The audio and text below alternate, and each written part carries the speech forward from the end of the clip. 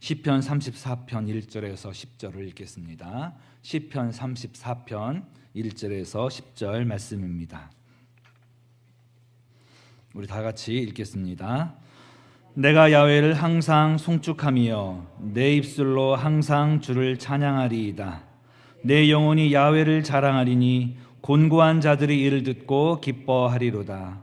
나와 함께 야훼를 광대하시다 하며 함께 그의 이름을 높이세. 내가 야훼께 간구하매 내게 응답하시고 내 모든 두려움에서 나를 건지셨도다.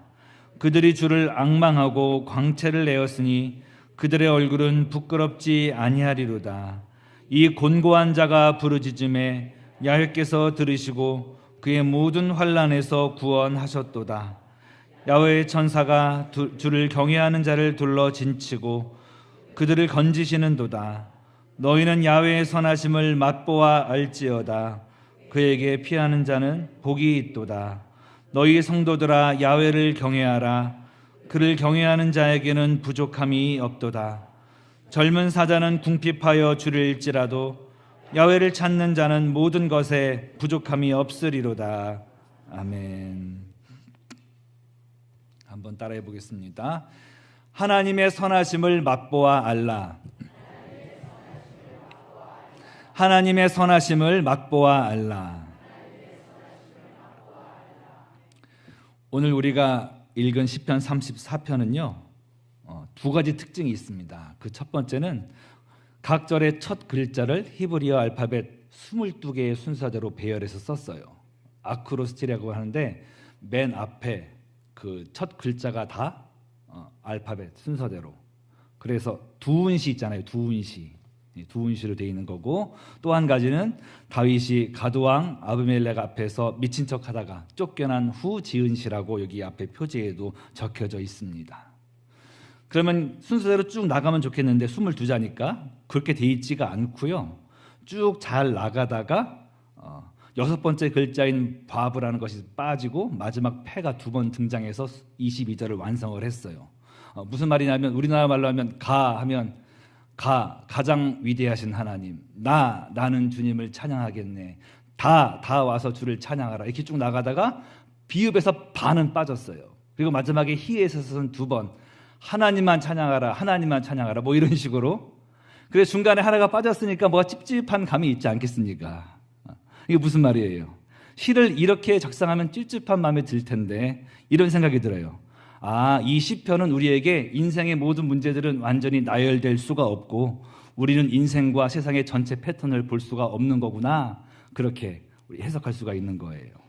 또 오늘 시편 34편을 기록한 다윗이 이 시를 기록한 배경이 딱 그런데요. 기름 부음을 받았으면 이제 바로 왕 될 순서잖아요. 그렇죠? 그런데 왕으로 되는 교육을 받는 것이 아니라 막 도망자가 돼서 쫓겨나가고 여기저기 막 두려워서 숨어야 되고 거짓골이 되고 뭔가 질서가 안 맞는 것 같아요. 다윗의 인생 가운데 그런 것들을 발견할 수가 있고, 또 이 시편을 어떻게 해석할 수 있습니까? 사울에게서 도망쳐서 이제 가드왕 아기스 아비멜렉에게로 피신하는데 아비멜렉의 부하들이 얘기하는 거예요. 이 사람 위험한 사람입니다. 사람들이 사울이 죽인 사람은 천천이라고 했는데 다윗이 죽인 사람은 만만이라고 했던 바로 이 사람인데 이 사람 살려두면 안 됩니다. 위기가 이렇게 온 거잖아요. 바로 그때 다윗이 기치를 발휘해서 갑자기 이런 데를 막 벅벅 긁으면서 수염에 침을 질질 흘리면서 막 미친 척을 하는 거예요. 그러니까 아기스가 왜 미친놈을 데려왔느냐, 당장 내보내라 해서 죽을 위기에서 살아난, 그때 이 시를 짓게 된 것입니다. 그래도 왕이 될 사람인데 너무 굴욕적인 경험 아닙니까? 흑역사 아니에요? 살려고 이렇게 비굴하고 수치스러운 행동을 했다니 참 이불킥할 만한 일입니다. 그러나 다윗은 원망 불평하지 않습니다. 하나님 왜 이런 상황까지 처하게 만드셨습니까? 제가 뭐가 됩니까? 체면이 뭐가 됩니까? 그런 말을 하지 않아요. 감사와 찬양을 합니다. 하나님이 기가 막힌 아이디어를 떠올려 주셔서 이번에도 이 위기를 극복하게 해주시고 또 저 때는 저런 방식으로 있던 이런 방식으로 주님은 계속 나를 구원하시는구나 하면서 감사와 찬양을 한 것입니다. 그리고 사람들 앞에서 하나님을 자랑하는 공개 찬양까지 하게 되는 자가 된 줄 믿습니다. 시편 34편 19절 말씀도 같이 읽어보겠습니다. 의인은 고난이 많으나 야훼께서 그의 모든 고난에서 건지시는도다. 의인에게 고난이 면제가 아니라 고난이 오지만 그때마다 구원하시는 주님의 은혜를 계속 체험하다 보니까 찬양이 나오고, 이제는 고난이 오면 바로 찬양부터 나와요. 그리고 승리하게 되는 거예요. 찬양 중에 거하신 주님과 함께하면서. 바로 그런 인생을 다윗만 살 것이 아니라 저와 여러분도 살아야 될 줄 믿습니다. 그래서 그의 고백, 아주 인생의 밑바닥 굴욕적인 경험에서 살아나서 찬양한 이 다윗을 보면서 이 시편의 다윗처럼 우리도 그런 인생을 사는 자가 되기를 원합니다. 첫 번째로요, 어떤 상황에 처했든지 초점을 하나님께 두고 하나님을 송축하고 찬양함으로 뚫고 나가는 여러분 되시기를 축복합니다. 어려운 상황 오면 원망되고 불평되고 하나님 다 아셨으면서 왜 그렇습니까? 이런 말이 막 나오잖아요. 언젠가 귀를 이렇게 면봉으로 물을 말리는데 한번 쑥 들어가는 거예요. 저 속으로 빼니까 피가 막 나와. 근데 순간 내가 잘못한 건데 하나님 원망이 막 나가려고 하는 거예요. 하나님 다 이것도 아시지 않았습니까? 이런 말이어서 입을 딱 막고 하나님 감사합니다, 감사합니다. 더 깊이 들어가서 막 죽을 뻔했는데 감사합니다. 찬양해야 됩니다. 하나님은 인생의 어떤 어려운 순간에도 방법이 있으세요. 인간이 포기하고 절망한 그 순간에도 인간의 끝은 하나님의 시작입니다. 따라하겠습니다. 인간의 끝은 하나님의 시작이다. 나사로가 죽을 위기예요 했는데 이틀을 더 유하셨잖아요. 그 다음에 예수님 가셔서 이제 죽으니까 가셔가지고 이제 하나님의 일들이 일어난다. 나사로 죽었으니 다 끝났다고 생각했지만 예수님은 살리신 것처럼 인간의 끝은 하나님의 시작입니다. 우리의 눈에는 안 될 것 같고 끝날 것 같아도 바로 그때 우리는 선포해야 돼요. 나의 하나님은 살아계시다. 주님은 창조주이시다. 구원자이시다. 공급자이시다. 사랑의 주님이시다. 이것을 선포할 때 하나님께서 솟아날 구멍을 주시고 사람들을 붙여주시기도 하시고, 또 어떤 순간에는 기가 막힌 아이들을 공급해 주셔서 주의 방법대로 문제가 해결되게 하시고 간증케 하실 줄 믿습니다. 말벌과 다윗이라는 그런 짧은 동화가 있어요. 어느 날 다윗이 뜰에서 이렇게 보고 있는데 말벌이 거미를 막 잡아먹고 있는 것을 보는 거예요. 참 신기하다. 그런데 백치의 바보 사내 아이가 와서 그걸 막 쫓아내려고 하는 거예요. 마음속에 이런 생각이 들어요. 하나님, 이런 것들은 왜 만드셨습니까? 거미는 지저분하기만 하고 말벌은 꿀은 주지도 않고 사람 아프게나 하고, 그리고 저 백치는 저거 생산력도 없는 저런 사람 뭐가 필요합니까? 주님 말씀하셨어요. 다윗아, 너는 내가 만든 것을 비웃는 것이냐? 언젠간 네가 그들을 필요로 하고 그들이 무엇을 위해 있는지를 알게 될 것이다. 오랜 시간이 흘러서 다윗이 사울에게 쫓겼어요. 사울이 다윗을 막 죽이려고 했으니까. 어느 날 급박하게 동굴에 숨었는데 그때 거미가 와서 거기에 거미줄을 딱 쳤어요. 사울이 지나가다가 여기는 거미줄 있는 것 보니까 여기는 안 숨었겠군 하고 지나간 거예요. 그때 휴 살았다. 그러면서 거미에게 입을 맞추면서 다윗은 얘기했습니다. 내가 하나님을 찬양한다. 내게 축복이 있기를. 널 만드신 주님을 찬양한다. 오랜 시간이 흘러서 오늘 말씀입니다. 다윗은 가디왕 아기스에게 잡혔고, 바로 오늘 이야기, 까딱하면 죽을 위기에서 바보짓으로 위기를 묘면해서 죽지 않고 살았어요. 이번에는 빈들로 나갔습니다. 거기에는 사울의 군대장관 아브넬이 진을 치고 있었는데 그 군대장관 아브넬이 바로 사울 옆에서 피곤하니까 잠을 청하고 있었어요. 군대들과 함께. 그때 다윗은 조심스레 아브넬 무릎 가운데를 발을 딱 밟은 다음에 물병을 집으려고 했어요. 물병을 가지고 와서 임금님 여기 물병 보이시죠? 제가 당신 죽일 수 있었지만 죽이지 않았습니다. 요거 하려고 딱 집으려고 하는데 바로 그 순간에 아브넬의 다리가 딱 잡히는 거예요. 옴짝자서 못하고 이제 걸리면 죽는 건데 바로 그때 말벌이 와갖고 따끔하게 딱 쏘니까 아 하면서 다리를 딱 필 때 조심스럽게 나와서 구출되었다는 것 아니겠습니까? 다윗은 하나님께 감사했어요. 다 쓸모없는 것들이었잖아요. 거미가 어떠겠습니까? 말벌 필요 없습니다. 백치? 그런데 하나님 안에서 이 모든 것들이 소용되어져서 다윗을 살리는 쪽으로 가지 않았겠습니까? 그가 보기에 쓸모없는 것들이 그를 살렸어요. 그러면 다윗이 할 일은 뭐예요? 모든 순간 다가오는 것들, 거미 같은 일들, 말벌 같은 일들, 백치 같은 일들, 이런 존재들도 다 감사 찬양했어야 된다는 것이죠. 우리는 인생의 전체 그림을 볼 수가 없습니다. 퍼즐 조각 하나하나만 볼 수 있기 때문에 일희일비해요. 그러나 하나님은 인생의 전체 그림을 갖고 계시고 환히 보고 계십니다. 그러므로 우리는 좋은 일이 있고 나쁜 일이 있고 할 때 거기 하나 일희일비할 게 아니라 좋은 일이 나쁜 일도 되고 나쁜 일이 좋은 일도 되니까 하나님만 아시는 거니까 주님께 맡기며 지금 뭐 해야 돼요? 찬양. 하나님이 어떠하신가를 주목하고 그분의 속성을 노래하고 칭찬해 드리는 것. 프레이즈, 칭찬하다, 찬양하다. 주님을 찬양하고 주님을 칭찬해 드릴 때 하나님의 역사가 임할 줄 믿습니다. 없는 상황 가운데서도 우리 주님은 영원한 공급자가 되십니다. 문제가 많아도 나의 하나님은 전능자이십니다. 아픈 곳이 있어도 여기 아파요, 여기 아파요, 여기 아파요 기도할 수 있지만 기도의 모습을 바꿔서 나의 하나님은 치료자이십니다라고 공급할 때 하나님의 일들을 보게 되고 그 나빠 보이는 일들도 합력해서 선을 이루어 좋은 일로 변화되는 기가 막힌 일들을 체험할 줄 믿습니다. 요셉도 몰랐어요. 인생의 전체 그림을. 다윗도 몰랐습니다. 자기가 어떤 식으로 왕이 될지. 다니엘도 몰랐습니다. 하나님만 믿고 신뢰하는 길에 어떤 일을 자기가 당하게 될지를 전혀 몰랐어요. 하지만 이 세 사람 모두 하나님을 신뢰하는 쪽으로 마음을 두었고 하나님 신뢰자는 자연스럽게 찬양합니다. 찬양과 감사의 모습을 보였어요. 요셉이 바로왕 앞에서 꿈을 해석하는 분은 하나님이십니다라고 고백한 것은 그의 인생 고백이에요. 인생 전체 주님이 도우셨다는, 그래서 그 믿지 않는 자 앞에서 하나님을 찬양하고 자랑한 거예요. 다윗은 전쟁과 죽음의 공포 앞에서도 얘기했습니다. 야훼는 나의 빛이요 구원이시니 내가 누구를 무서워하고 두려워하리요. 야훼는 내 생명의 능력이시니 내가 누구를 무서워하리요. 인간적으로는 떨리고 두렵지만 하나님을 바라보고서 찬양을 선택해서 찬양하는 그런 모습. 또 다니엘도 왕 외에 어떤 누구에게라도 절하거나 기도하면 사적으로 집어넣는다는 것을 알고도 그는 감사 찬양했습니다. 다니엘서 6장 10절 말씀 읽어보겠습니다. 다니엘이 이 조서에 왕의 도장이 찍힌 것을 알고도 자기 집에 들어가서는 윗방에 올라가 예루살렘으로 향한 창문을 열고 전에 하던 대로 하루 3번씩 무릎을 꿇고 기도하며 그의 하나님께 감사하였더라.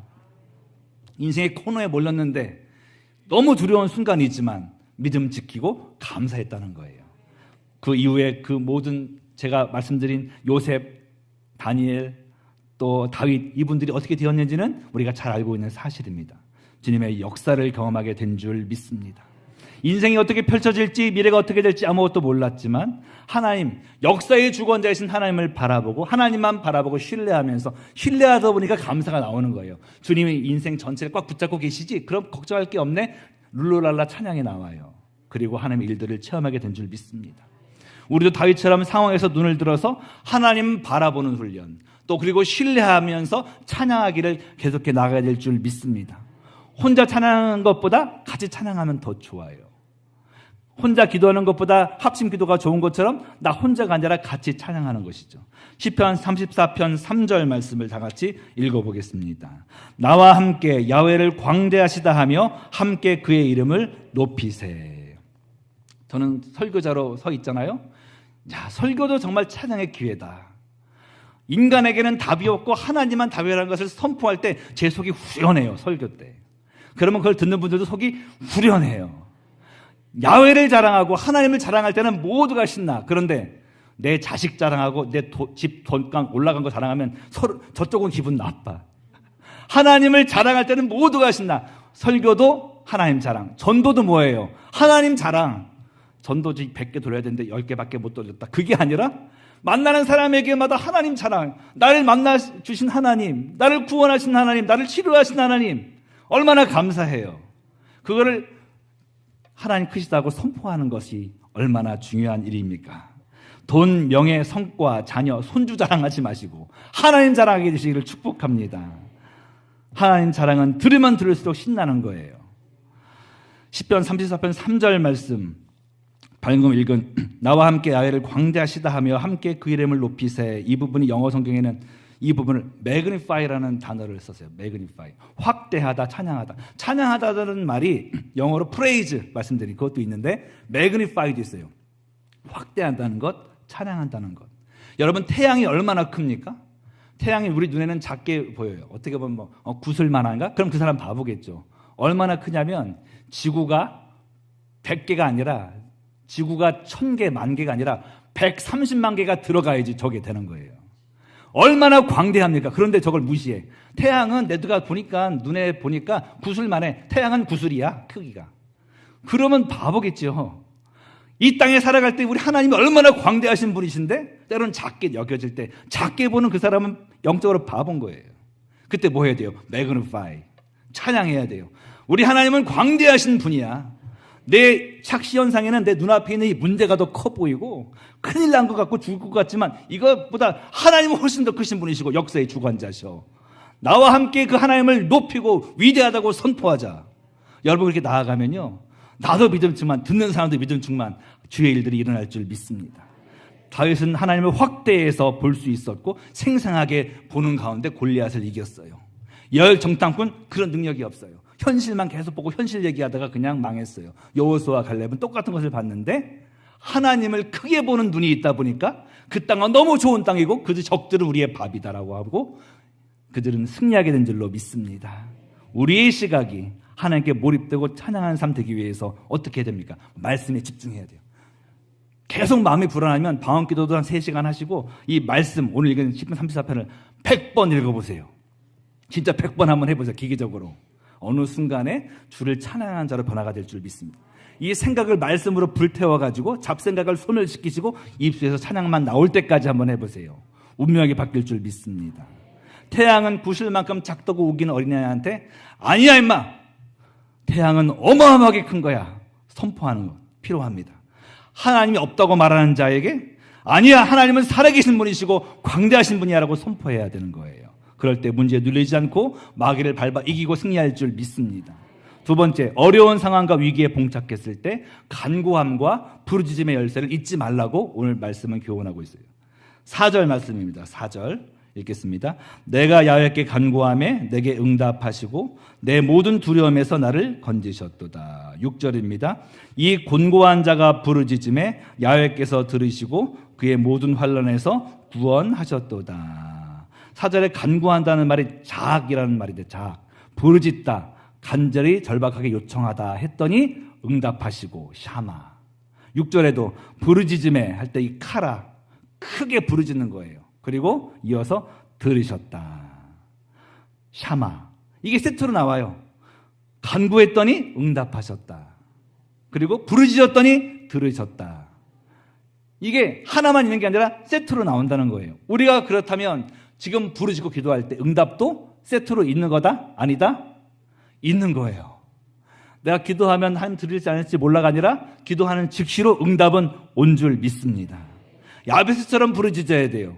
그의 상황이, 운명이 고통스럽게 결정된 것처럼 보인다 할지라도, 절대 이 감옥을 빠져나올 수 없는 것처럼 느껴진다고 할지라도 그는 부르짖었어요.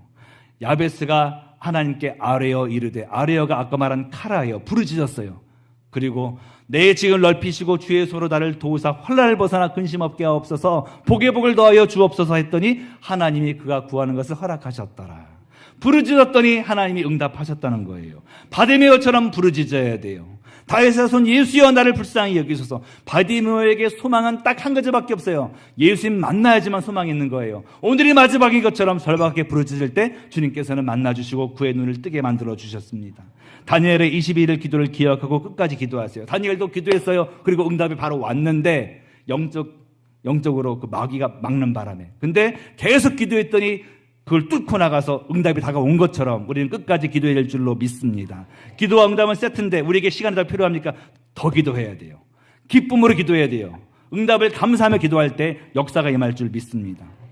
물이 끓을 때 쫙 올라가다가 90도부터 100도 사이에는 더 오래오래 걸린대요. 우리의 기도가 지금 93도나 95도에 있을 수 있으니까 끝까지 기도할 때 하나님의 역사를 체험하고 그때는 가장 완벽한 타이밍에 응답해 주시는 줄 믿습니다. 로마서 7장에도 바울의 목소리를 통해서 곤고한 자의 외침이 나와요. 인생살이 곤고하지 않습니까? 자기 죄성 때문에, 고질병, 중독 때문에, 여러 문제 때문에, 집안 문제, 가정 문제, 자녀 문제, 사업 문제 때문에 인생이 곤고해요. 바울도 곤고했어요. 그가 이야기합니다. 로마서 7장 24절에 오라 나는 곤고한 사람이로다. 이 사망의 몸에서 누가 나를 건져내랴. 여기서 무너져 있으면 안 되는 거예요. 성령님을 초청합니다. 로마서 8장에 성령을 통해서 전한대요. 1절 2절입니다. 그러므로 이제 그리스도 예수 안에 있는 자에게는 결코 정죄함이 없나니 이는 그리스도 예수 안에 있는 생명의 성령의 법이 죄와 사망의 법에서 너를 해방하였습니다. 또 28절 말씀, 하나님을 사랑하는 자 곧 그의 뜻대로 부르심을 입은 자들에게는 모든 것이 합력하여 선을 이루느니라. 분명히 곤고한 상황이었는데 성령님을 바라보고 찬양으로 나아가고 또 부르짖고 나아갔더니 어떻게 되는 거예요? 회복의 은혜, 응답, 그리고 그 공고했던 그 재료들이 되는 그 상황들이 다 합쳐져 가지고 선이 되는 역사가 임한 줄 믿습니다. 요셉의 삶이 곤고했지만 주님이 함께 하실 때 구목총리까지 가는 다 재료가 된 것처럼 우리의 삶에도 그런 일들이 일어날 줄 믿습니다. 기억할 것은 뭐예요? 기도는 종교적 행위가 아니라 대화라는 점이에요. 여러분들이 새벽마다 와서 하루에 기도의 구심점을 채우는 것은 중요한 일이에요. 근데 원심점도 있어야 돼요. 원심점은 뭐예요? 계속 하나님과 대화하는 거예요. 저는 목표를 세웠어요. 깨어있는 모든 순간 하나님과 대화하자. 깨어있는 모든 순간 방언 기도하자. 아침에도 구심점으로 기도하고 또 원심점으로 계속 기도하면 날마다 주와 함께 있는 거겠죠. 기도하지 않으면 잡생각이 들어와서 어느덧 내 생각을 우울하게 만들어. 그렇기 때문에 어느 순간마다 계속 기도해야 되는 거죠. 그럴 때 하나님의 역사를 체험하는 인생으로 바뀔 줄 믿습니다. 마음이 불안할 때, 걱정이 다가올 때, 염려가 엄습할 때 가만히 있지 말고 짧은 기도도 강력한 거예요. 짧은 기도 탁 올릴 때 하나님 그때마다 지혜를 주셨어요. 역사해 주셨어요. 상황을 바뀌게 해주셨어요. 그렇게 주님과 사귀는 일상의 기도의 사람이 되시기를 바랍니다. 주님과의 깊은 사귐을 가지고자 주님과 틈틈이 대화하고 기도해야 돼요. 우리 중 누구도 친구와 대화하면서 1시간 채워야지. 30분밖에 안 지났다. 40분밖에 안 지났다. 이런 사람 없어요. 서로 막 얘기하다 보면 벌써 2시간, 3시간 지났네. 이렇게 되는 거지. 주님과 기도할 때 1시간만 채우자. 10분밖에 이거 아니잖아요. 계속 기도하면서 일상도 기도로 바꾸고 주님과 함께 있는 자체가 너무 좋으면 친한 친구랑은 가만히 10분 있어도 통하는 게 있더라고요. 전 그런 체험도 해봤는데 하나님과 침묵으로 있어도 그것도 기도일 수가 있는 거예요. 그렇게 깊은 사귐으로 어떤 소식을 들어도 두려워하지 않고 승리하는 심지 굳은 자가 되시기를 축복합니다. 주님 멀리 우주 바깥에 있다고 여기는 자에게 기도는 괴로운 일이겠지만 바로 여기 나와 함께 있다고 믿는 자에게는 신나는 일이에요. 주님 함께 있다는 그 확신을 가지고 기도할 때 조지물로처럼 5만 번 응답받고 고아들을 살린 자가 될 줄 믿습니다. 그렇게 주님이 가까이 있으면 믿고 기도할 때 우리 조용기 목사님처럼 가난한 천막교회 개척 목사였지만 세계 최대의 교회를 이루며 성령 역사를 주도한 주인공이 된 것처럼 우리에게도 그런 일들이 준비된 줄 믿습니다. 기도는 심플한 것이라고 생각하고 모든 종교적인 생각을 박살내시고 지금 나와 함께 하시는 성령님과 함께 대화하기 시작해서 사소한 것이라도 다 공유할 때 친밀하게 될 줄로 믿습니다. 기도할 때는 나의 연약함을 인식하고 그리스도를 의지하는 거예요. 그럴 때 이것이 승리를 위한 한 쌍입니다. 나의 연약함을 인식하는 것. 따라합니다. 나의 연약함을 인식하고 그리스도만 의지합니다. 이게 의지예요. 주문하는 게 아니야. 뭐예요? 나의 연약함을 인식하고 주님의 광대하심, 나의 작음을 알고 그분의 크심을 아는 것, 이게 기도인 줄 믿습니다. 존 파이퍼 이분이 쓴 열방을 향해 가라라는 책이 있는데 거기에 기도에 대한 정의가 좋아서 제가 줄을 긋고 적어놨어요. 한번 읽어드리겠습니다. 기도는 그리스도 없이는 우리가 할 수 있는 건 아무것도 없다는 것을 공개적으로 인정하는 것이다. 그리고 기도는 하나님께서 우리에게 필요한 도움을 주실 것이라는 확신 가운데 우리 자신으로부터 돌이켜 하나님을 향하는 것이다. 기도는 우리를 낮춰 궁핍한 자가 되게 하며 하나님을 높여 그분이 모든 것에 부족함이 없는 분이 되게 한다. 주님과 함께 있으면 나는 가진 거 없어도 괜찮습니다. 우리 아들 나랑 같이 있으면 주머니에 10원도 없어도 괜찮습니다. 우리도 연약하고 지혜가 부족하지만 주님과 함께 있으면 됩니다. 기도할 수 있다면. 기도로 승리하게 되시기를 축원드립니다. 세 번째, 위험한 세상 속에서 하나님 경외의 정신으로 살아가는 것이 가장 안전합니다. 사람들은 누구나 다 두려운 게 있어요. 빼앗기면 어떡하지? 망하면 어떡하지? 망신 당하면 어떡하지? 질병 걸리면 어떡하지? 그런데 그 두려움의 근원을 올라가 보면 다 한 가지, 근본적으로 죽음의 두려움이에요. 이런 세상 두려움을 이길 유일한 비결은 하나님 경외에 있는 줄 믿습니다. 마태복음 10장 28절 말씀을 우리 다 같이 읽어보겠습니다. 몸은 죽여도 영혼은 능히 죽이지 못하는 자들을 두려워하지 말고 오직 몸과 영혼을 능히 지옥에 멸하실 수 있는 이를 두려워하라. 세상 두려움을 이기려면 하나님만 두려워하는 것이 방법이에요. 하나님만 사랑하고 두려워하는 것이 하나님 경외거든요. 히브리서 2장 14절부터 18절 말씀도 읽어보겠습니다. 자녀들은 혈과 육에 속하였음에 그도 또한 같은 모양으로 혈과 육을 함께 지니심은 죽음을 통하여 죽음의 세력을 잡은 자 곧 마귀를 멸하시며 또 죽기를 무서워함으로 한평생 매어 종노릇하는 모든 자들을 놓아주려 하심이니 이는 확실히 천사들을 붙들어주려 하심이 아니요 오직 아브라함의 자손을 붙들어주려 하심이라. 그러므로 그가 범사의 형제들과 같이 되심이 마땅하도다. 이는 하나님의 일에 자비하고 신실한 대제사장이 되어 백성의 죄를 속량하려 하심이라. 그가 시험을 받아 고난을 당하셨은즉 시험 받는 자들을 능히 도우실 수 있느니라. 죽음을 통해서 죽음의 세력을 잡은 자 마귀를 멸하시고 부활하셨습니다. 그리고 죽기를 무서워함으로 한평생 매어 종노릇하는 모든 인간들을 주님께서 믿는 모든 사람들을 구원하여 주셨어요. 오직 하나님만 진정으로 두려워하고 사랑하고 경외할 때 하나님 안에서 우리는 걱정할 것이 하나도 없고 무서운 것이 하나도 없고 당당한 하나님의 자녀로서의 향기를 나타내며 살게 될 줄 믿습니다. 어떻게 해야 우리가 주의 경외 정신을 갖게 될 것인가? 이사야서 11장 2절 말씀에 그 해답을 발견할 수 있었어요. 그의 영에 야훼의 영, 곧 지혜와 총명의 영이요 모략과 재능의 영이요 지식과 야훼를 경외하는 영이 강림하시리니. 오늘 아침 성령 충만만 간구할 때 야훼를 경외하는 영이 임해서 주님만을 두려워하게 되는 능력자가 되는 거예요. 주님 예수님께 임하셨던 그 성령 우리에게도 임할 때 예수님처럼 살게 될 줄로 믿습니다. 그럴 때 오늘 7절 말씀처럼 오늘 7절로 뭐라고 얘기합니까? 야훼의 전사가 주를 경외하는 자를 둘러 진치고 그들을 건지시는도다. 이런 역사를 오늘 체험하게 될 거예요. 엘리사 사환은 엘리사처럼 영안이 안 열렸잖아요. 어느 날 아침 일어나 보니까 아람 군대가 자기 집을 포위하고 이제 자기는 죽게 생긴 거예요. 자기들은. 주인님 큰일 났습니다. 큰일 났습니다. 이젠 다 우린 죽었습니다. 엘리사가 말합니다. 눈 깜박하지 않고 하나님이시여 제가 보고 있는 이것을 이 종도 보게 하여 주옵소서. 눈이 확 열리니까 온 산에 가득한 불말과 불병거 하나님의 군대를 보게 되었을 때 겁나지 않았고 그 전쟁은 주님의 방법대로 아주 편하게 승리하게 된 줄로 믿습니다. 우리 앞에 많은 문제들이 놓여있지만 적들이 놓여있지만 영안만 딱 열리면요 겁날 게 없어요. 왜?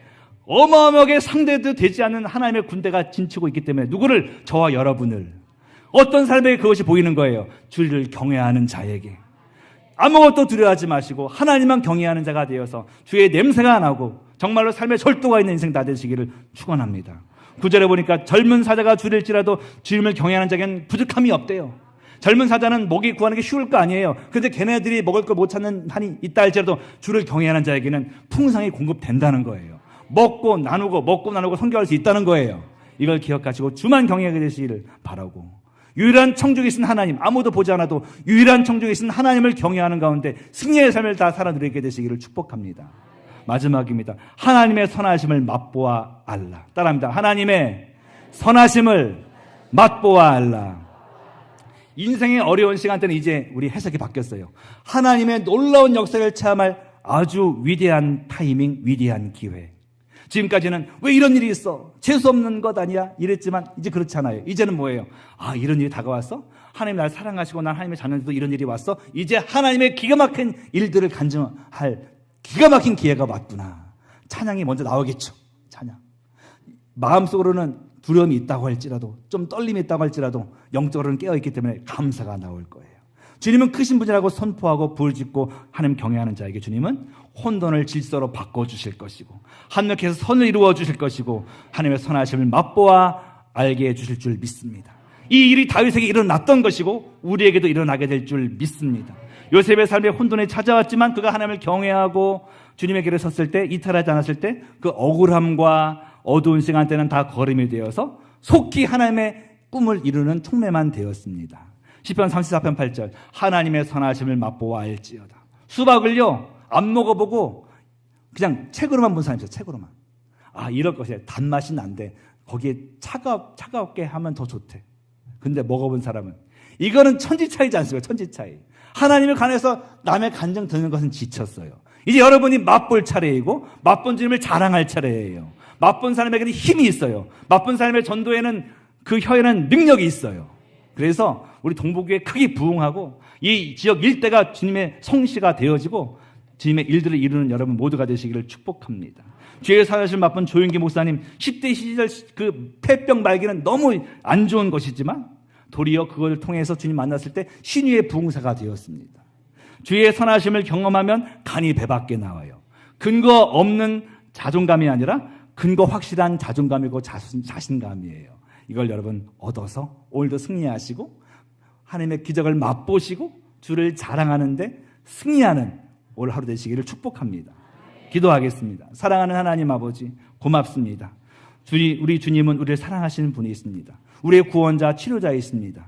우리 주님의 선하심을 맛보아 아는 우리 모두가 되게 하여 주셔서 그 체험한 주님을 자랑하며 전도하는 우리 모두가 되게 하여 주옵소서. 오늘 하루 승리하게 만들어주시고 아무것도 두려워하지 말게 하여 주시고 하나님만 경외하면서 나아가게 하여 주옵시고 주님은 전체 인생 그림을 알고 계시오니 주님께 맡기는 기도자가 되게 하여 주옵소서. 하나님께서 사랑하여 주신 우리 온 가족들 하나 되게 하여 주옵소서. 또 우리 자녀들도 축복하여 주옵소서. 귀한 물질 심었사오니 받으시고 만배로 갚아주시고 더 힘껏 선교할 수 있도록 인생의 모든 것들을 채워주시고 책임져 주옵소서. 함께 나라 민족과 교회를 위해서 기도할 때 응답하여 주옵소서. 예수님의 이름으로 기도합니다.